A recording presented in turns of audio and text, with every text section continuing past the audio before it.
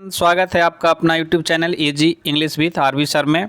और आज chapter number 4 rainbow part 2 का आई हैव ए ड्रीम का मैं चर्चा करूंगा। और यह एक बहुत ही महत्वपूर्ण चैप्टर है और इस चैप्टर को हम लोग को एक एक लाइन इम्पॉर्टेंट है, इसलिए इसको पूरे लाइन्स को हम डिस्कशन करेंगे। इसको समरी करके भी लास्ट में बताएंगे, लेकिन सबसे पहले ज़रूरी इसका है कि आप लाइन बाय लाइन एक्सप्लेनेशन ज़रूर देखें इस चैप्टर का। यदि आप लाइन बाय लाइन नहीं देखते हैं तो बीच से अगर लाइन इंपॉर्टेंट उठा लेगा और ऑब्जेक्टिव पूछेगा तो वहाँ पे मेरा क्वेश्चन फंसने का चांस हो जाता है। तो वीडियो को स्टार्ट करते हैं देर नहीं करते हुए। और जो ये चैप्टर लिखे हैं आई हैव ए ड्रीम, वो कौन है? तो मार्टिन लूथर किंग जूनियर हैं। सबसे बड़ी चीज़ हम लोग को ये चीज़ भी ध्यान देखना है कि ये जो लिखा गया है किनके द्वारा लिखा गया है, उसको अगर हम कुछ ट्रिक के सहारे सीखेंगे, जैसे आपको अच्छा लगता है, एक मनोरंजन वे में आप उसको सीख सकते हैं। तो इसको सीखने का, इसको याद रखने का एक तरीका मैं आपको बता रहा हूँ जो कभी आप नहीं भूलेंगे। तरीका क्या है? तो इसको हिंदी करते हैं। आई हैव ए ड्रीम का मतलब क्या होता है? मेरा एक सपना है, मेरा एक सपना है। अब इनके नाम को थोड़ा सा हम लोग एक फ़नी वे में लिखते हैं। तो मेरा एक सपना है। और देखिए मार्टिन जो लूथर है ना, ये आप याद रखेंगे, मार्टिन से याद रखेंगे मार्कर, मार्टिन से याद रखेंगे मारकर, लूथर से याद रखेंगे लूट कर, और किंग मतलब राजा बन जाना। तो जैसे ही आई हैव ए ड्रीम की बात आएगा, मेरा एक सपना है, तो आप याद रखेंगे कि सर ट्रिक क्या बताए थे कि मेरा सपना है मार कर लूट कर राजा बन जाना। तो जैसे ही मार कर लूट कर राजा की बात करेंगे तो आपको वहाँ पे ऑब्जेक्टिव में मार्टिन लूथर किंग साहब दिख जाएंगे। तो यह एक तरीका हुआ जो हम राइटर के नाम याद करते हैं, और लगभग सभी चैप्टर में, सभी लेसन्स में हम इस प्रकार के चर्चा आपको करके दिए हैं। अब राइटर के बारे में हम लोग थोड़ा सा डिस्कशन कर लेते हैं। अमेरिका में प्रचलन है कि अगर किसी के पिता का नाम है मार्टिन लूथर किंग तो बेटा का नाम हो जाएगा मार्टिन लूथर किंग जूनियर, यही प्रचलन है। अब मार्टिन लूथर किंग के बारे में हम लोग देखते हैं कि मार्टिन लूथर किंग जूनियर, पहले तो हम लोग जानेंगे कि इनका जन्म कब हुआ। तो इनका जन्म हुआ 1929 में और इनका मृत्यु कब हो गया? 1968 में।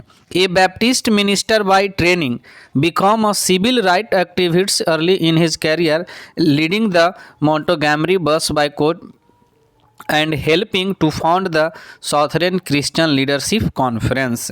मार्टिन लूथर किंग जो जूनियर हैं एक बैप्टिस्ट मिनिस्टर थे। ईसाई धर्म के जो गुरु होते हैं, जो लोगों को ईसाई धर्म की ओर मतलब बुलाते हैं, लोगों को ईसाई धर्म में आने का प्रेरणा देते हैं, लोभ देते हैं, उसको बैप्टिस्ट मिनिस्टर बोला जाता है। बैप्टिस्ट ईसाई धर्म के गुरु को। तो ये जन्म से कैसे थे? एक बैरिस्ट मिनिस्टर थे के रूप में इनको प्रशिक्षण मिला और उसी के रूप में आगे बढ़े। और इन्होंने अपनी सहायता से अपने करियर के शुरुआत में नागरिक अधिकार कार्यकर्ता बन गए और मोंटोगोमरी बस बायकॉट का नेतृत्व किया। इन्होंने उसका क्या करें सौदरे मतलब फंड मतलब स्थापना किए। एक क्रिश्चियन लीडरशिप कॉन्फ्रेंस, इन्होंने एक संस्था का क्या किया? स्थापना किया। क्लियर है इतना तक? और influenced by Gandhi ji, his philosophy of non violent और resistant brought him world wide attention. और कह रहे हैं कि ये गांधी जी के प्रेरणा से, गांधी जी के प्रेरणा से प्रभावित होकर, और गांधी जी का प्रेरणा किस चीज़ को लिए? His philosophy of non violence, उनके हिंसा के जो प्रतिरोध का जो सिद्धांत था। गांधी जी क्या करते थे कि हिंसा नहीं करना है, तो गांधी जी के अहिंसा के सिद्धांतों से प्रेरित होकर उन्होंने दुनिया भर का ध्यान अपनी ओर आकर्षित किया। यानी गांधी जी का जो वर्ल्ड वाइड अटेंशन कहने का मतलब हो गया दुनिया का ध्यान। तो ये दुनिया का ध्यान अपनी ओर आकर्षित किया और लोग इनके बारे में जानने लगे। किसके चलते? गांधी जी के जो फिलॉसफी था नॉन वायलेंस का। सोचिए कि जो गांधी जी ने अहिंसा का पाठ दिया था वो कितना इम्पोर्टेंट था कि उसको पढ़कर, उसको पालन कर कर आज आदमी इतिहास के पन्नों में क्या है? अमर है। इन 1964 में King become the youngest person to receive the Nobel Prize for his efforts to end segregation and racial discrimination through civil disobedience and other non violent way. और ये मार्टिन लूथर किंग जो हैं 1964 में इनको मतलब Nobel पुरस्कार प्राप्त करने वाले 1964 में मार्टिन लूथर किंग जो हैं सविनय अवज्ञा आंदोलन और अनअहिंसक तरीकों से अलगाव और नस्लीय भेदभाव, जाति भेदभाव को समाप्त करने के प्रयास के लिए मार्टिन लूथर किंग सबसे कम उम्र में नोबेल पुरस्कार प्राप्त करने वाले व्यक्ति बन गए। 1964 में इनको नोबेल पुरस्कार मिला और सबसे कम उम्र में नोबेल पुरस्कार प्राप्त करने वाले व्यक्ति मिल गए। और यह किस लिए दिया गया? क्योंकि इन्होंने बहुत सारे आंदोलन चलाए जो जाति और धर्म के नाम पर अमेरिका में ब्लैक एंड वाइट का जो लड़ाई था, निग्रो प्रजाति के लोग और श्वेत और अश्वेत को उसको ख़त्म करने के लिए इन्होंने बहुत सारे आंदोलन चलाए और किसी भी आंदोलन में मार धार नहीं किए, अहिंसात्मक ढंग से आंदोलन चलाए। इस अहिंसात्मक ढंग से उस जातीय विविधता को ख़त्म करने के लिए इनको नोबेल पुरस्कार से सम्मानित किया गया। और किंग वाज असासिनेटेड का मतलब होता है किसी व्यक्ति की हत्या कर देना सिर्फ पॉलिटिकल रीजन से। पॉलिटिकल मतलब राजनीति कारण से कि वो हमको से आगे निकल रहा है। तो किंग वाज असासिनेटेड, किंग की हत्या कर दी जाती है। किंग की हत्या कर दी जाती है मार्टिन लूथर किंग की ऑन अप्रैल 4, 1968। और वो जगह क्या है? मेम्फिस, इन मेम्फिस टेनेसी। तो जो मेम्फिस टेनेसी जगह है में मार्टिन लूथर किंग को 4 अप्रैल 1968 को हत्या कर दी गई। और हत्या करने का कारण क्या था? सिर्फ राजनीतिक कारण। अससिनेटेड इसीलिए प्रयोग होता है, ऐसे मर्डर कर सकते थे, आमतौर पर आदमी हत्या करता है तो, लेकिन यहाँ अससिनेटेड यूज हुआ है। अससिनेटेड का मतलब होता है a person who was killed only for political reasons. Clear हो गया इतना? किंग्स इम्पॉर्टेंट वर्क्स इंक्लूड, और उनका कुछ महत्वपूर्ण कार्य हम लोग को जो उन्होंने लिखा था, उनकी कुछ महत्वपूर्ण रचना जो शामिल है उसमें क्या है? Strangeness to love. क्या? स्ट्रेंजनेस टू लव हो गया, स्ट्रेंजनेस टू लव हो गया। फिर और क्या है? Stride towards freedom, stride towards freedom, the Montgomery story, why we can't wait, where do we go from here, और चॉस और कम्युनिटी, चॉस और कम्युनिटी 1968। ये इनका कुछ रचना है। और आई have a dream is a speech. चलिए अब ये पूछ देगा कि आई हैव ए ड्रीम क्या है, तो स्पीच है। जैसे पूछता है ना कि पिंच ऑफ स्नब क्या है, कहानी है, तो उसी तरह से आई हैव ए ड्रीम क्या है, तो यह स्पीच है। आई हैव ए ड्रीम क्या है? एक स्पीच है जो उन्होंने भाषण दिया था। Is delivered on the steps of Lincoln memorial in Washington DC on August 28, 1963। और आई हैव ए ड्रीम एक भाषण है जो उन्होंने 28 अगस्त 1963 को वाशिंगटन DC लिंकन मेमोरियल की सीढ़ियों पर दिया था। लिंकन मेमोरियल को सीढ़ियों पर दिया था, स्टेप्स। और here he speaks about his dream and of seeing, here he speaks about his dream of seeing Alabama as a developed state free of racial distinction between the whites and the blacks. और यहाँ पे वो अपने सपनों के बारे में बोले थे। यहाँ पे वह अलबामा को एक विकसित राष्ट्र के रूप में देखना चाहते थे और अपने सपनों के बारे में बोलते हैं और कहते हैं कि उनका जो सपना है गोरों और अश्वेत, श्वेत और अश्वेत के बीच नस्लीय भेद से मुक्ति दिलाना। मैं चाहता हूं कि यह राष्ट्र जो जाति और धर्म के बीच में बंधा हुआ है और लोगों के बीच में नस्लीय भेद है, मैं उससे इसको आज़ाद कराना चाहता हूं। The speech had the huge impact in raising public consciousness for civil rights movements and establishing King as one of the greatest orator in American history। और यह जो स्पीच था उनका, यह जो उनका क्या था?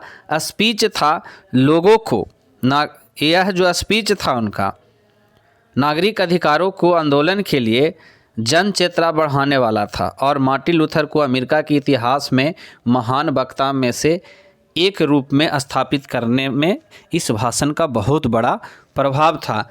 मतलब इनको one of the greatest orators in American history की इतिहास के अमेरिका के इतिहास में इतना बढ़िया बोलने वाले, इतना अच्छे सोच वाले प्रथम व्यक्ति बना दिया था, महान वक्ता के रूप में बना दिया था। तो इसमें आप साफ यहाँ पे देखेंगे कि मार्टिन लूथर किंग जो हैं वो अश्वेत वहाँ पर जो ब्लैक लोग रहते थे, श्वेत और अश्वेत, तो अश्वेत लोगों के साथ बहुत बड़ा भेदभाव था। वह न तो बेचारा शहर में रह सकता था, नहीं पढ़ाई लिखाई कर सकता था, और उसको एक अलग बस्ती में बसाया गया था, वहीं उसको रहना है, स्लम एरिया जिसको बोलते हैं। और न ही उसको वोट देने का अधिकार था और न ही उसको यूनिवर्सिटी में पढ़ने का अधिकार था, और उसको जानवरों की तरह खरीदा और बेचा जाता था।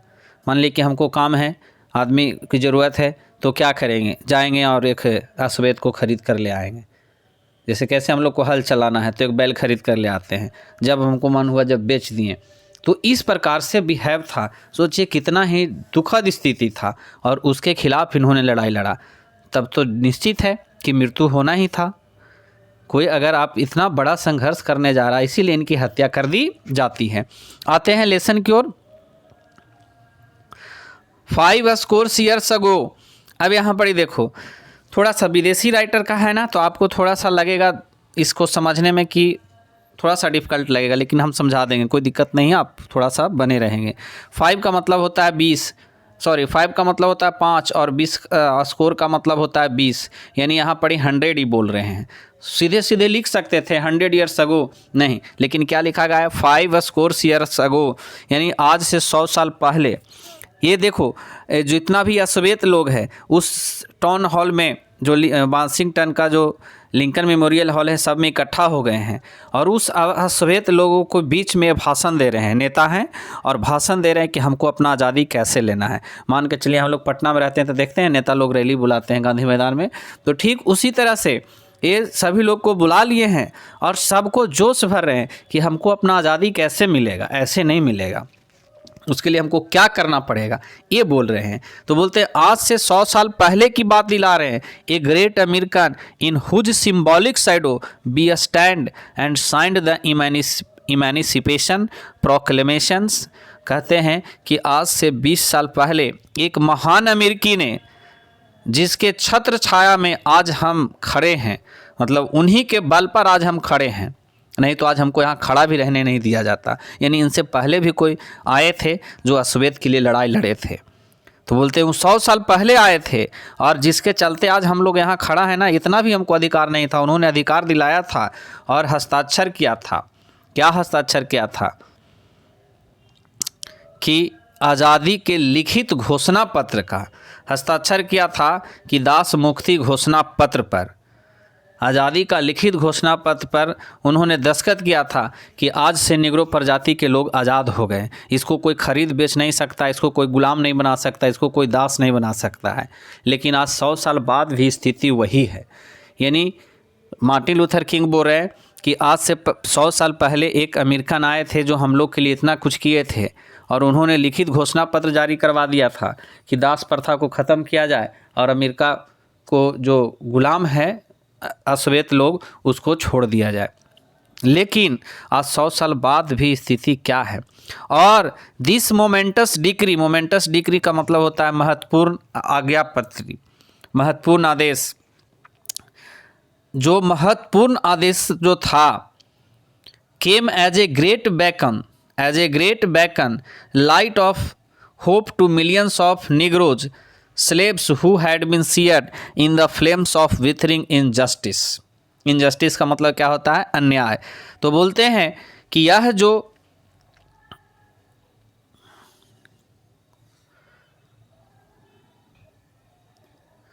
एक मिनट, तो बोल रहे हैं कि यह जो महत्वपूर्ण आदेश आया था, लाखों निग्रो गुलामों के लिए उम्मीद की एक किरण बन के आई थी, जो अन्याय में जो झुलसते आए हैं, नाइंसाफ़ी और विध्वंसकारी में, जो अन्याय और उत्पीड़न में झुलसते आए हैं, उनको लिए यह आदेश एक बहुत बड़ा मतलब खुशखबरी लेकर आया था। It came as a joyous daybreak to end the long night of captivity. और ये खुशियाँ, यह जो खुशियाँ जो थी निग्रो प्रजाति का, यह खुशियाँ जो थी कि सुबह जो बन के आई खुशी लंबी गुलामी के रात के अंत में आई थी। लंबी गुलामी के रात के अंत में, मतलब कहने का मतलब यहाँ पे कवि कह रहे हैं यह उसी तरह खुशियाँ था जैसे कोई एक लंबी अंधेरी रात के बाद उजाला का मज़ा है। मतलब कहने का मतलब हो गया लंबी अंधेरी रात कैसे, जैसे हम लोग कहीं जा रहे हैं बाइक से और पूरा जंगल है और बाइक पंक्चर हो गया, पूरा तेज़ हवा चल रहा है, बरसा पड़ रहा है और उधर से जंगली जानवरों का आवाज़ आ रहा है, उसी में हमको रात गुजारना है। तो वो जो रात का सुबह होगा ना, उस सुबह बहुत ही मतलब खुशी वाला हमको होगा कि सुबह हो गया, मेरी जान बच गई। तो बोल रहे हैं कि एक लंबी अंधेरी रात के बाद, एक लंबी अंधेरी रात के बाद यह खुशी मिला था। बट 100 ईयर्स लेटर, लेखक कहते हैं लेकिन आज एक साल बाद भी, आज एक साल बाद भी 100 ईयर लेटर्स, देखिए 2 पैराग्राफ में, आज एक साल, एक से नहीं 100 साल बाद भी क्या हो गया, क्या हो गया हमें कि आज़ादी नहीं मिली। We must face the tragic fact that the Negro is still not free. हम लोग को एक दुखद सत्य को अवश्य मानना होगा कि निग्रो प्रजाति के लोग अभी तक आज़ाद नहीं हुए हैं। 100 साल पहले मिल गया लेकिन अभी तक आज़ाद नहीं हुए हैं। 100 ईयर लेटर्स, आज 100 साल बाद भी the life of Negro is still sadly crippled by the manacles of segregation and chains of discrimination. और आज 100 साल बाद भी निग्रो प्रजाति के जो जीवन है, निग्रो प्रजाति का जो जीवन है, अश्वेत लोगों का जो जीवन है, वह जकड़ा हुआ है, एक हथकड़ी में जकड़ा हुआ है और भेदभाव की जंजीरों से वो बंधा हुआ है। एक हथकड़ी में वो क्या है, बंधा हुआ है और भेदभाव के जकड़ मतलब जंजीरों में वो बंधा हुआ है। आज 100 साल बाद भी 100 ईयर्स लेटर, आज 100 साल बाद भी the Negro lives on a lonely island और poverty in the midst of vast ocean materiality और प्रोस्पेरिटी। तो कवि कहते हैं, लेखक कहते हैं कि आज 100 साल बाद भी, आज 100 साल बाद भी इस समृद्धि के अपार सागर में, मतलब समृद्धि कहने का मतलब हो गया अमेरिका है जो बहुत आगे निकल चुका है, एक अमीर देश है और अमेरिका में किसी भी प्रकार की संसाधन की कमी नहीं है, मतलब सागर है। और इस सागर के बीच में वो अश्वेत लोग गरीबी की एकांत भूमि में अपना जीवन व्यतीत कर रहे हैं। मतलब उसके लिए नहीं अमेरिका डेवलप हुआ, अमेरिका डेवलप किसके लिए हुआ, सिर्फ श्वेत लोगों के लिए हुआ। 100 ईयर लेटर्स, और 100 साल बाद भी निग्रो इज स्टिल, निग्रो अभी भी, Negro is still, Negro is still languishes in the corners of American society and find himself an exile in his own land। और आज 100 साल बाद भी जो अश्वेत लोग हैं, जो अश्वेत लोग हैं अमेरिका के समाज के किनारे पर लड़खड़ा रही है और उसे अपने ही देश में, और आपको अपने देश के से निष्कासित महसूस कर रहे हैं। एग्जाइल का मतलब जैसे अपने देश से निकाल दिया गया है, उसको ऐसा लगता ही नहीं है कि हम अपने देश में हैं, उसको अपने देश में ही क्या महसूस हो रहा है, अजनबी की तरह व्यवहार किया जा रहा है उससे। So we have come here today to dramatise an appealing condition, इसीलिए मैं यहाँ पे आज आया हूँ और शर्मिंदा कर देने वाली स्थिति को नाटकीय रूप पेश करने के लिए मैं यहाँ आया हूँ। मैं यहाँ पे बताता हूँ कि यह जो भयानक स्थिति है, यह जो खतरनाक स्थिति है और इसको कैसे हम लोग इससे निकलेंगे। तो जो मार्टिन लूथर किंग हैं ये भाषण दे रहे हैं और लोगों को बता रहे हैं कि 100 साल हो गया बउआ, 100 साल के बाद भी हम लोग को आज़ादी नहीं मिला है, इसमें हम भी दोषी हैं। और क्या कह रहे हैं, इट इज़ ओबिवियस टुडे, किताब आप सामने रखेंगे और उससे मिलाएंगे। It is obvious today, obvious का मतलब क्या होता है, स्पष्ट।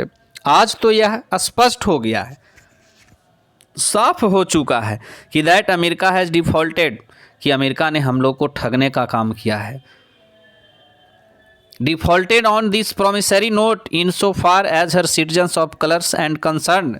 आज यह साफ हो चुका है कि अमेरिका ने अभी तक अपने जो इकरारनामा है को पूरा नहीं किया है। जो ये प्रोमिसरी नोट्स है जो कोर्ट के द्वारा जारी किया गया है कि 100 साल के पहले के आज़ाद हो गए हैं, लेकिन उसको वो पूरा नहीं किया है, वो सिर्फ दिखावा के लिए है। Instead of honouring this sacred obligation, America has given the Negro people a bad cheque which has come back market insufficient funds. और कवि क्या लेखक क्या कहते हैं कि अमेरिका के लोगों को क्या करना चाहिए था, इस पवित्र बाध्य पत्र को निभाने के बजाय उन्होंने क्या कर दिया कि अमेरिका के लोगों को एक जाली चेक थमा दिया। जो चेक जिसे बैंक ने पर्याप्त राशि लिखकर लौटा दिया कि अपर्याप्त राशि है। यहाँ पर ही देखो मेटाफोरिकल लाइन यूज किया गया है। कवि लेखक क्या कह रहे हैं कि अमेरिका ने हम लोगों को ठगने का काम किया है। जैसे कैसे है, मान लीजिए किसी आदमी से हम पैसा लिए और पैसा लेने के बाद जब वो हमसे पैसा मांगने आया तो उसको हम 1 लाख का चेक काट दिए और 1 लाख का चेक काट दिए, हमारे अकाउंट में कोई रुपया है या नहीं है। जब हम चेक भंजाने गए तो चेक भंजाने गए तो बोला कि नहीं, इसके अकाउंट में पैसा नहीं भंजेगा। तो अमेरिका क्या कर रहा है, हम लोग के साथ यही कर रहा है ना, कि जब हम उससे मांगे कि हमको आज़ादी दो तो आज़ादी के बदले में एक 4 साइज़ का पेपर थमा दिया और जिसमें लिख दिया कि जाओ तुम लोग आज़ाद हो गया। लेकिन जब वो लिखित पत्र हम लेकर जाते हैं अपने मालिक के पास कि लीजिए हम आज़ाद हो गए, तो लिखित पर फाड़ देता है, इस सब का कोई वैल्यू ना हो। तो बोल रहे हैं कि अमेरिका के लोग ने हमको ठगने का काम किया है, हम लोग को ठगने का काम किया है। और but we refuse to believe that, लेकिन हम ये भी नहीं मान सकते हैं कि the bank of justice is bankrupt. मैं ये नहीं मान सकता हूँ कि न्याय का बैंक दिवालिया निकल चुका है, दिवालिया हो चुका है। अब न्याय का बैंक का लेखक किसको बोल रहे हैं? अब मान के चलिए कि अमेरिका के लोगों को दे दिया गया निग्रो प्रजाति के कि तुम आज़ाद हो गए हो। अब वो गया मनवाने कि ठीक है, अपना मालिक को दिखाया तो मालिक उसको फाड़ के बिक देता है। तो वो थाना में जाएगा, पुलिस में जाएगा, कोर्ट में जाएगा, वो सब बोलेगा कि हम ये सब कुछ नहीं कर सकते हैं। अरे न्याय का बैंक कौन है? थाना, पुलिस, प्रशासन, इससे हम लोग को न्याय मिलेगा। नहीं जाएंगे कोर्ट मिलेगा। हमारा कोई ज़मीन हड़प लिया और जब हम कोर्ट के पास बोले हम नहीं कुछ कर सकते हैं, वो बरियार आदमी है हड़प लिया, तो इसका मतलब हमारा न्याय व्यवस्था दिवालिया हो गया है। इतना दिवालिया हो गया है कि वो हमारा नहीं सुनेगा। दिवालिया का मतलब लूट गया है, कर्ज में डूब गया है। तो कवि लेखक बोलते हैं कि न्याय का बैंक दिवालिया हो चुका है, बट हम ये नहीं मानने से इनकार करते हैं। क्या कहते हैं? We refused to believe that there are insufficient funds in the great vaults opportunity of the nation, opportunity of the nation. लेकिन न्याय का बैंक दिवालिया हो गया है, हम यह नहीं मानेंगे, मानने से इनकार करते हैं, क्योंकि महान अफसर वाले इस देश के तह खाने में खजाने में पैसे नहीं है, खजाने में पैसे नहीं है। वो कभी कह रहे हैं कि उसके पास नहीं है तो किसके पास है? इसीलिए so we have come to cash this cheque, a cheque that will give us upon demand the riches of freedom and security of justice. इसीलिए हम इस चेक को भुनाने आए हैं। कौन सा चेक का? यहाँ पैसा वाला चेक नहीं है, याद रखना। वो चेक जो आज़ादी के लिए हमको मिला था उसको मार्केट में भजाएंगे और हम आज़ाद होंगे। चेक जो आज़ादी की संपत्ति तथा न्याय की सुरक्षा देगा। और हम इस पवित्र स्थल पे इसीलिए भी आए हैं उस चेक को कैश कराने। चेक दैट बिल जो हमको डिमांड पे मिला है वही उसी हमको सिक्योरिटी है, हमारा आज़ादी का क्या है? सुरक्षा है और न्याय है। We have also come to this hallowed spot to remind America of the fiercest urgency of now. और मैं इसलिए इस पवित्र जगह पे आया हूँ कि अमेरिका के याद दिला सकूँ, अमेरिका को आज इस सबसे बड़ी ज़रूरत याद दिला सकें। क्या याद दिला सके कि ये समय नहीं है धौस जमाने का, वो लेट तकलीफ़ी से समस्या को सुलझाने की। तो लेखक क्या कहते हैं कि मैं इसलिए यहाँ पे आया हूँ कि मैं उसको याद दिलाऊं कि अब बहुत ज़रूरी है। अब क्या है? बहुत ज़रूरी है कि हमको आज़ाद कर दिया जाए। अब we have also hallowed spot क्या होता है? हॉलोड स्पॉट का मतलब होता है खोखलापन की नीति। दुनिया की नज़रों में तो बोल दिया कि निग्रो प्रजाति के लोगों को हम आज़ाद कर दिए, लेकिन क्या अमेरिका में श्वेत लोग रहने वाले आज़ाद हुए? नहीं आज़ाद हुए। दुनिया की नज़र में आज़ाद भी है अब पूरा अंदर अंदर कूट भी रहा है। जैसे अभी यूक्रेन वार चल रहा है, यूक्रेन और रूस वाला, तो रूस बोल देगा क्या दिन भर हम बमबारी नहीं करेंगे, पूरा विश्व के मीडिया दिखाने लगेगा कि बहुत दरिया दिल दिखा रहा है लोगों को निकलने के लिए, अब हुआ 1 मिनट नहीं छोड़ता, एकदम धाई धाई मार रहा है बम। तो इससे क्या वो हॉलोड स्पॉट हो गया, खोखलापन की नीति। मतलब बाहर तो हल्ला कर दिया कि हम नहीं बम छोड़ेंगे, लेकिन उधर पूरा छोड़ रहा है, कौन देखने जा रहा है।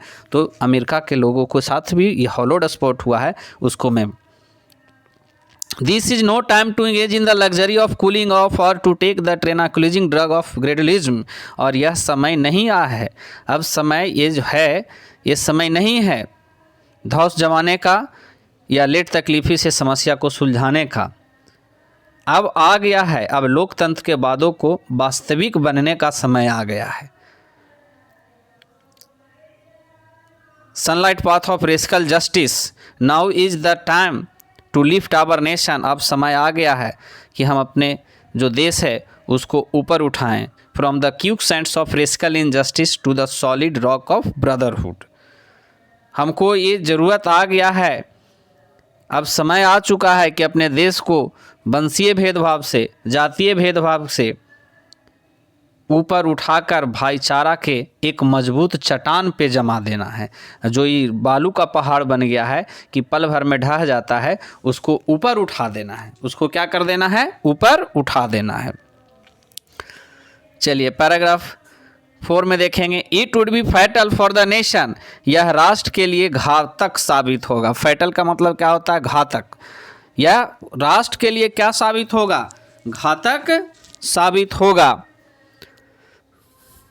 Overlook the urgency of the moment and under estimate the determination of the Negro, कि निग्रो प्रजाति के जो मांग है और निग्रो प्रजाति के जो मांग है अगर वक्त की नज़रअंदाज किया है तो यह बहुत खतरनाक साबित होगा। और this sweltering summer of the Negro is legitimate, discontent will not pass until there is an invigorating autumn of freedom and equality. और यह जो निग्रो प्रजाति के जो लोग हैं और निग्रो प्रजाति के जो लोगों का मांग है, जो न्याय पाने के लिए उठी उनके अंदर जो ज्वाला है, वो तब तक शांत नहीं होगी जब तक आज़ादी और बराबरी को बल देने वाली बसंत ना आ जाए। मतलब जब तक हमको ये नहीं आ जाए कि नहीं भाई आपको आज़ादी मिलेगा, आप थोड़ा सा वेट करें, तब तक रहेंगे। और 1963 is not an end, 1963 end नहीं है बट बिगनिंग है। लेखक बोल रहे हैं कि अभी तो पार्टी शुरू हुई है, देखो कैसे कैसे हमको आज़ादी मिलता है। Those who hope that Negroes needed to be blow off esteem will not be content, will have a rude awakening if the nation returns to business as usual. और कुछ ऐसे लोग भी हैं जो ये आशा में बैठे हुए हैं और वे सोचते हैं कि जो अश्वेत लोग हैं ना, वो भाप बनकर उड़ा देना चाहिए उसको भाप बनकर क्या करा देंगे? उड़ा देंगे। इसके जो आंदोलन है उसको दबा देंगे। तो मैं उनसे कहना चाहता हूँ कि यदि राष्ट्र को जैसे चलना है वैसे चलने देना है तो निग्रो प्रजाति की मांग को स्वीकार करना पड़ेगा। Negro is granted he citizenship right, और निग्रो जो प्रजाति है, निग्रो के जो प्रजाति है उसको अपना नागरिकता अधिकार देना चाहिए, दे देना चाहिए। और the viral winds of revolt will continue to shake the foundation of our nation until the bright day of justice emerge. और जो देश का आधार है वो हिलाने के लिए जो विद्रोह का बवंडर जारी हो गया है, ये विद्रोह वायरल हो गया है, जब तक न्याय के प्रदीप दिन सामने ना आ जाए, यानी जब तक हमको यह महसूस नहीं होने लगे कि हमको न्याय मिल सकता है, तब तक यह हवा चलते रहेगा और पूरे राष्ट्र के फाउंडेशन को हिलाता रहेगा। इतना बड़ा इन्होंने आंदोलन को क्या कर दिया? खड़ी कर दिया। But there is something that I must say to my people who stand on the barren threshold which leads into the place of justice. In the process of gaining our rightful place, we must not be guilty of wrongful deeds. अब इस 5 paragraph में जो लेखक हैं वो लेखक अब पहले तो इतना इन लोग को भड़का दिए, पूरा एकदम पिन मार दिए। अब उनको लगा ना कि कहीं यहाँ से निकले ना, अभी मार तोड़ करना चालू कर देगा। तो ये तो अहिंसा के पुजारी थे, अगर सोचे कि मार धार अगर चालू कर देगा तो क्या होगा, तो यह होगा कि हमारा आंदोलन समाप्त हो जाएगा। क्योंकि उसको क्लू मिल जाएगा कि आपने मार तोड़ किया, इसीलिए आप लोग को आंदोलन को समाप्त तो सैनिक कार्रवाई कर देगा। तो यहाँ पर जो मार्टिन लूथर किंग है सबको समझाते हैं कि लेकिन अवश्य मैं अपने लोगों से ये कहना चाहता हूँ। क्या कहना चाहता हूँ कि अपने लोगों से ये कहना चाहता हूँ जो खड़े हैं आज़ादी के दहलीज पे, आज़ादी के दरवाजे पर। थ्रेशोल्ड का मतलब होता है प्रवेश द्वार। हम लोग एकदम आज़ादी के दरवाजे पर खड़ी हैं, प्लेस ऑफ जस्टिस, जहाँ पे हमको न्याय मिलेगा। बस दरवाज़ा खुलेगा और हम लोग हिलने वाले हैं। इतना नज़दीक हम लोग पहुँच गए हैं। In the process of gaining our rightful place we must not be guilty of wrongful deeds. हमको क्या चाहिए? हमको अपना अधिकार चाहिए, हमको अपना उचित स्थान चाहिए समाज में। तो उचित स्थान प्राप्त करने के चक्कर में कोई गलत काम का शिकार हम नहीं हो जाएं।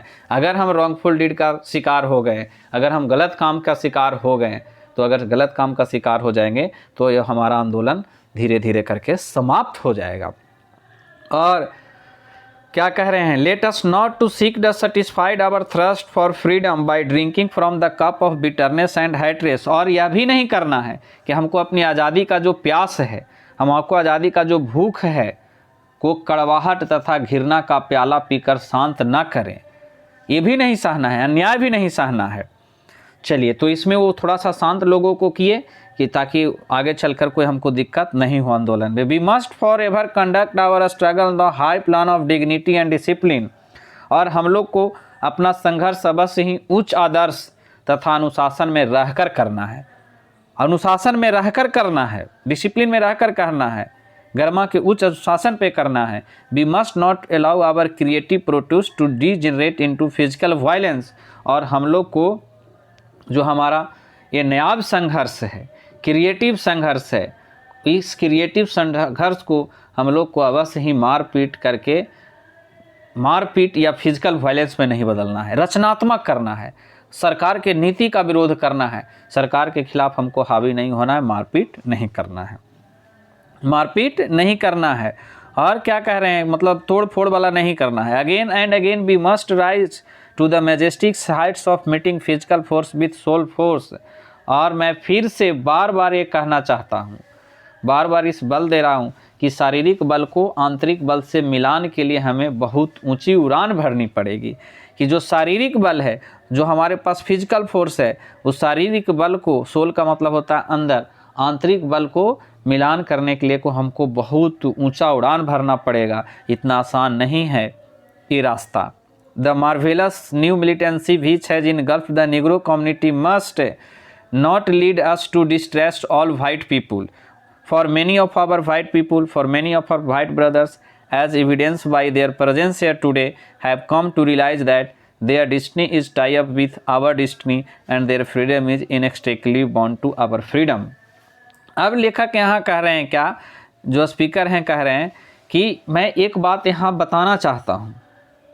एक बात मैं क्या बताना चाहता हूँ कि एक बड़ा आतंकवाद गिरोह जो निग्रो समुदाय को अपने में लपेट लिया है, अपने में क्या कर लिया, इनगल्फ। इनगल्फ मतलब जैसे कैसे होता है, कुहासा में हम लोग जाते हैं तो लगता है कुहा हम लोग को निगल गया है, तो अपने में वो क्या कर लेता है, हमको लपेट लिया है। अवश्य ही श्वेत लोगों के बीच निग्रो के प्रति बदगुमानी यानी शंका पैदा नहीं करें। कह रहे हैं कि जो not lead us to distrust all white people, सभी वाइट पीपुल पर हमको अविश्वास नहीं करना है। क्यों नहीं करना है? सब वाइट पीपुल वैसा नहीं है कि हमको चाहते हैं कि वो गुलाम बना कर रखें। For many of our white people, उसे ऐसा एहसास ना दिलाएं कि हम निग्रो उनके दुश्मन हैं, ऐसा नहीं एहसास दिलाना है। बहुत से हमारे श्वेत लोग, बहुत से हमारे श्वेत भाई, जैसे कि उसकी आज यहाँ मौजूदगी है, आज इस भाषण को सुनने के लिए वो भी आए हैं, हैव कम टू रियलाइज, उन्हें पता चल गया है कि their destiny is tie up with our destiny, कि उसका जो भाग है उन लोगों का भाग हमारे भाग से जुड़ा हुआ है। और उन्हें पता चल गया है, and they have come to realise that, और उन्हें यह भी पता चल गया है कि their freedom is inextricably bound to our freedom, कि जो उन लोगों की आज़ादी अटूट रूप से हमारी आज़ादी के साथ लिपटी हुई है, और we can not walk alone, हम लोग अकेले अलग अलग नहीं चल सकते हैं। जब अगर जाति और धर्म के नाम पर देश लड़ेगा तो उनका कहने का मतलब है कि वो देश में फूट पड़ जाएगा और वो देश कभी विकास नहीं कर पाएगा, ऐसा उनको समझ में आ गया है। क्लियर। अब पैराग्राफ 8 देखते हैं और कह रहे हैं कि एज वी वॉक, और जो ही हम लोग आगे बढ़ेंगे, we must make the pledge that, यह हम लोग को अवश्य ही संकल्प लेंगे कि we shall always march ahead, हम लोग आगे बढ़ते ही जाएंगे, हम लोग आगे बढ़ते ही जाएंगे, पीछे नहीं मुड़ना है। We can not turn back, हम लोग को पीछे नहीं मुड़ सकते हैं। और कह रहे हैं कि there are those who are asking the devotees of civil rights, यहाँ वे लोग हैं जो नागरिक के अधिकार के उपासक से पूछ रहे हैं। वो पूछ रहे हैं, कुछ ऐसे डिवोटीज भी हैं कि हमको पूछेंगे कि व्हेन विल यू सेटिस्फाइड, कि तुम लोग कब संतुष्ट होगो, और हम लोग का जवाब रहेगा we can never be satisfied, हम लोग कभी संतुष्ट नहीं होंगे। As long as our bodies, जब तक कि हमारा जो बॉडी है heavy with the fatigue of travel, हम लोग का तब तक संतुष्ट नहीं होगा जब तक हमारा शरीर यात्रा की थकान से थक ना जाए। Can not gain lodging in the motels and the highways and the hotels of the cities, और हम लोग राष्ट्रमार्ग के मोटल तथा शहरों में होटल में रुक कर मकसद पा नहीं सकते हैं। मतलब इतना था कि उसको होटल में, मोटल में, सड़क के किनारे जो ढाबा था, इस समय खाना वाना खाने का भी अधिकार नहीं था। We can not be satisfied, और हम लोग तब तक संतुष्ट नहीं होंगे as long as the Negro's basic mobility is from a smaller ghetto to a larger one, Negro की जो चहल पहल झुग्गी झोपड़ी से निकल कर, मतलब हम लोग को झुग्गी झोपड़ी में रहने का जगह दे दिया गया है, उस झुग्गी झोपड़ी से निकलकर बड़े कस्बों यानी शहर तक नहीं जाएंगे, यानी हमको शहर में भी रहने का अनुमति दिया जाए, तब तक जब तक कि निग्रो की आज़ादी के साथ पूरे देश में घूमने दिया नहीं जाए, मतलब पूरा देश में हमको घूमने दिया जाएगा तब तक। और we can not be satisfied, हम लोग को संतुष्ट नहीं किया जा सकता है, हम लोग तब तक संतुष्ट नहीं हो सकते हैं। As long as a Negro in Mississippi can not vote, जब तक कि मिसिसिपी में निग्रो प्रजाति के मतदान का अधिकार नहीं मिल जाता है। And a Negro in New York believes that he has nothing for which to vote, और निग्रो के न्यूयॉर्क के जो निग्रो का प्रजाति है उसका यह गुमान खत्म ना हो जाए कि उसका मतदान कोई काम का नहीं है। ऐसा कहता है कि तुम मतदान किस लिए करोगे, तुम्हारा क्या काम है मतदान करने का, बताओ, मतदान नहीं करेगा जी, डेमोक्रेसी है।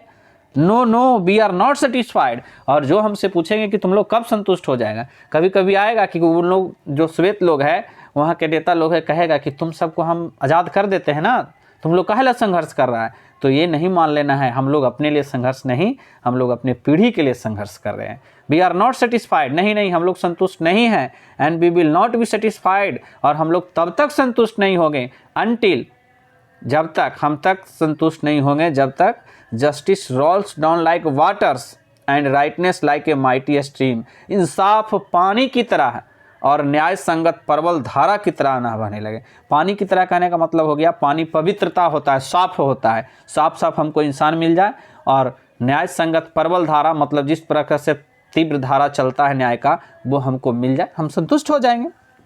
क्लियर। और I am not and mindful, चलिए पैराग्राफ देख लेते हैं 8 में। I am not and mindful मतलब दिमाग में नहीं, मैं गलत नहीं हूँ, लिखा बोल रहे हैं। Some of you have come here out of great trials and tribulation, आप में से कुछ यहाँ महान परीक्षणों और कष्टों से बाहर आए हैं। Some of you have come fresh from narrow cells, jail, cells मतलब जेल, आप में से कुछ लोग अभी अभी जेल से आए हैं इस भाषण को सुनने के लिए। And some of you have come from areas, और कुछ ऐसे इलाकों से आए हैं where your quest for freedom, जहां आपकी स्वतंत्रता की खोज ने left by battered the storms of persecutions of, आपकी जो आप अगर वहाँ पे जो स्वतंत्रता की खोज है वो जुल्म की आंधी से आहत यानी क्षतिग्रस्त करके छोड़ दिया गया है। And staggered by the winds of police brutality, और तथा पुलिस के निर्दयी बात ने, पुलिस की निर्दयता ने हक्का बक्का कर दिया है। हम समझ रहे हैं कि आप यहाँ से कुछ लोग बहुत मुश्किलों से झुग्गड़ झोपड़ी से आए हैं, कोई जेल से चलकर आ रहे हैं, कोई ऐसे जगह से आए हैं जहाँ पे आपकी आज़ादी को मांग को पुलिस से कार्रवाई द्वारा आपकी मांग को दबा दिया गया है। मैं इस बात से परिचित हूँ। और you have been the veterans of creative suffering, और आप लोग भांति भांति प्रताड़न के साक्षी रहे हैं और आप लोग उसका अनुभव किए हैं। Continue to work with faith, the unearned suffering is redemptive, विश्वास के साथ काम करना जारी रखो कि अनर्जित दुख निवारणकारी है। ये दुख ही आपको फ़ायदा पहुंचाएगा। आप इतना दुख तकलीफ़ कर रहे हैं ना, यही दुख तकलीफ़ आपको क्या पहुंचाएगा? फ़ायदा पहुंचाएगा। यानी लेखक कह रहे हैं कि हमको पता है कि आप कितना तकलीफ़ से यहाँ आए हैं, खुशी से नहीं आए हैं। अब ये भाषण समाप्त हो गया। उसके बाद कहते हैं लास्ट टाइम में कि जाओ सब पूरा देश में फैला दो। गो टू मिसिसिपी, मिसिसिपी वापस जाओ। Go back to Alabama, Alabama वापस जाओ। और go back to Georgia, Georgia वापस जाओ। Go back to Louisiana, Louisiana वापस जाओ। Go back to slums and ghettos of our northern city, उत्तरी शहरों के झोपड़पट्टियों और गंदी बस्ती में वापस जाओ। Knowing that someone the situation can and will be change, और ये जानते हुए कि किसी न किसी तरह इस स्थिति को बदलना पड़ सकता है और यह स्थिति बदलेगा। कौन सा स्थिति? जो हमको गुलाम बना के रखे हुए हैं, गुलामी बना के रखे के जंजीरों से हम मुक्त होंगे। Late us not वैलो in the valley of despair, और आइए हम निराशा की घाटी में गोता नहीं लगाते हैं। हम निराशा की घाटी में गोता नहीं लगाएंगे और मैं इस निराशा की घाटी से ऊपर उठूँगा। चलिए paragraph 10। I say to you today my friends, मेरे दोस्त मैं आज आपसे कहता हूँ। मेरे दोस्त मैं आज आपसे कहता हूँ। मैं आज आपसे क्या कहता हूँ?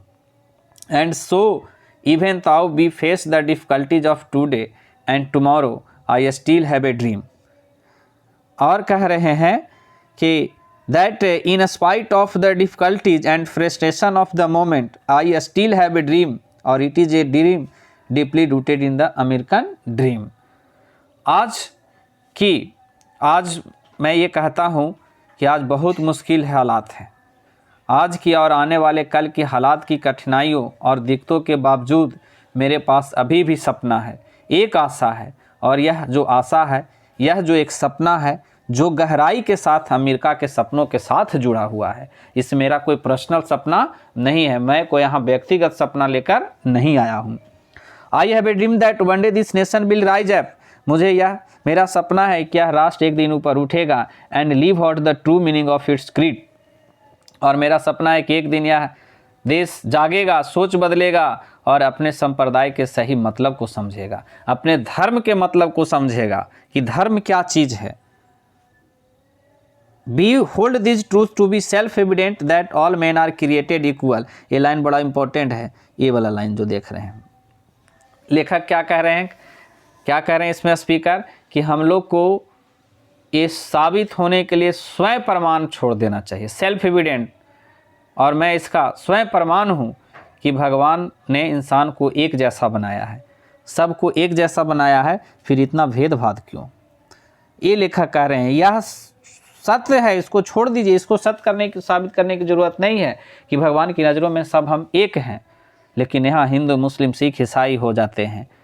I have a dream that one day the red hills of Georgia, the sons of former slaves and the sons of former slaves honor will be able to sit down together at the table of brotherhood। कितना बड़ा सपना था। मेरा सपना है कि Georgia जो कि लाल पहाड़ी इसको कि रेड हिल्स क्यों बोला गया? रेड हिल्स बोला गया कि वहाँ पे ज़्यादा होता था अत्याचार। जैसे कोरोना के काल में हम लोग देखते थे कि कुछ क्षेत्र था जिसको रेड घोषित कर दिया गया। रेड घोषित मतलब वहाँ केसेस ज़्यादा था, कोई ऑरेंज है, कोई ग्रीन है, ग्रीन वाला में कम है, कोई येलो है, थोड़ा सा ज़्यादा है।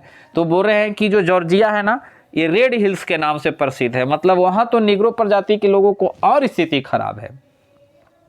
कहते हैं मैं वहाँ का आशा करता हूँ कि भूतपूर्व जो गुलामों का बेटा था और भूतपूर्व गुलामों के मालिक का जो बेटा है, भाईचारा के एक मेज पर बैठा दिखाई देगा। मेरा सपना है और मेरा यही वादा है कि मैं गुलामों का बेटा और उसके मालिक का बेटा दोनों को हम चाहते हैं ना कि एक मेज पर, एक बेंच पर बैठेगा, तब ना भेदभाव ख़त्म होगा। और फिर I have a dream that one day even the state of Mississippi a desert state, और मिसिसिपी को तो डिजर्ट स्टेट बोला गया, मतलब मरुभूमि, वहाँ न्याय मिलेगा ही नहीं मिलेगा, वहाँ तो ज़मीनें बंजर हो गया है न्याय का। sweltering with the heat of injustice and oppression will be transferred into an oasis of freedom and injustice। लेकिन लेखक बोलते हैं कि उस मरुभूमि को भी मैं क्या करूँगा, मेरा सपना है कि जो एक मिसिसिपी का राज्य भी है, वो राज्य जो अभी बगावत तथा नाइंसाफ़ी की ज्वाला में धधक रहा है, बदल कर आज़ादी और इंसाफ की जन्नत बन जाएगी। मतलब एक थोड़ा सा उस पर ओसिस बन जाएगा। क्या बन जाएगा? ओसिस। ओसिस का मतलब होता है मरुस्थल, समुद्र के मतलब मरुस्थल के बीच में थोड़ा बहुत टापू जिसमें पानी वगैरह पेड़ पौधा कुछ मिल जाता है, उसको ओसिस बोलते हैं। और आई have a dream that my 4 children will one day live in a nation where they will not be judged by the color of their skin but by the content of their character। और मेरा सपना है कि एक दिन, मेरा यह सपना है कि मेरा जो 4 छोटे छोटे बच्चे हैं एक दिन ऐसा राष्ट्र में रहेंगे जहाँ पे अपनी चमड़ी के रंग से नहीं बल्कि अपने चरित्र के पात्र से जाने जाएंगे, कि उसका रंग कैसा है, गोरा है कि काला है, नहीं, बल्कि उसका चरित्र कैसा है, इस पे मतलब उसके मतलब गुण पे जाने जाएंगे। आज तो रंग पे है।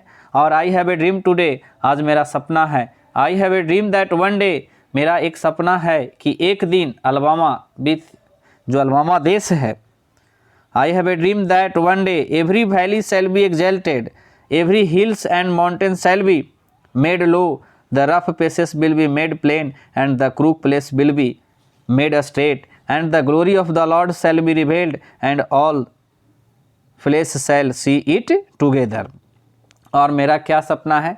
मेरा ये सपना है कि जो देश हमारा है एक दिन वो क्या होगा, जितना भी देश में क्या है, भैली है, हिल का मतलब घाटी है, उसको भर दिया जाएगा। अब हिल और घाटी किसको यहाँ भरने के लिए कभी बोल रहे हैं, मतलब 2 लोगों के बीच में खाई पैदा है, उसको भरना चाहे।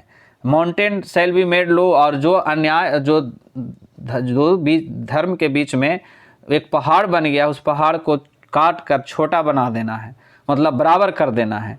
The rough places will be made plain, और जो रुखड़ा प्लेस है ना उसको सीधा कर देंगे, मतलब दोनों के बीच में जो फ्रिक्शन है धर्म के नाम पर, जाति के नाम पर, उसको बराबर कर देंगे। And the crook place will be made a state, और जो टेढ़ा है ना उसको तीर के सीधा कर देंगे। And the glory of Lord shall be revelled, और यह भगवान की ख्याति प्रकट होगी और हम साथ मिलकर इसको देखेंगे, इंजॉय करेंगे कि कैसे हम लोग को आज़ादी, मतलब पहाड़ी को लो बराबर कर देना, खाई को भर देना, सीधा को टेढ़ा कर देना, रफ को, ये सब आज़ादी से लेना देना उनका है कि दोनों के बीच में इतना अंतर है, उस सब को मिटा देंगे।